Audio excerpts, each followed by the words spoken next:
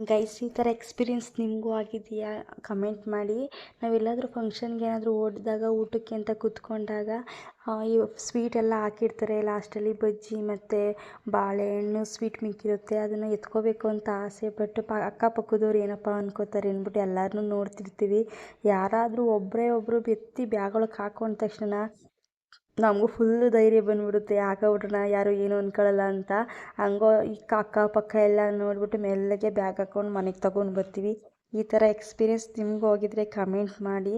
ನಮ್ಮ ಪಾಪುನ ನಮ್ಮ relations, friends, family ಅವರೆಲ್ಲ ಇಷ್ಟಪಡೋದು ನೋಡಿದ್ರೆ ಓಕೆ, ನಮ್ಮ ಪಾಪು ಗೊತ್ತಿರುತ್ತಲ್ಲ ಅದಕ್ಕೆ ಅಷ್ಟು ಇಷ್ಟಪಡ್ತಾರೆ ಅಂತ ಅನ್ಕೋಬೋದು. ಬಟ್ ಯಾರೋ ಅನ್ನೋನ್ ಪರ್ಸನ್ನು ನಮ್ಮ ಪಾಪುನ ಇಷ್ಟು ಇಷ್ಟಪಡ್ತವ್ರೆ ಅಂದಾಗ ನಮ್ಗೆ ಎಷ್ಟು ಖುಷಿಯಾಗುತ್ತೆ ಅಲ್ವಾ? ನಾವು ಫಂಕ್ಷನ್ಗೆ ಎತ್ಕೊಂಡು ಹೋಗಿದ್ದೀವಿ.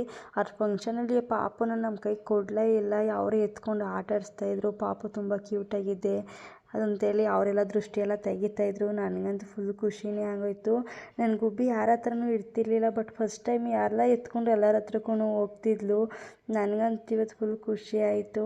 ನಮ್ಮ ಪಾಪುನ ಯಾರಾದರೂ ಇಷ್ಟಪಡ್ತವ್ರೆ ಬೇರೆಯವರು ಅಂದಾಗ ಅದ್ರಲ್ಲಿ ಆಗೋ ಖುಷಿನೇ ಬೇರೆ.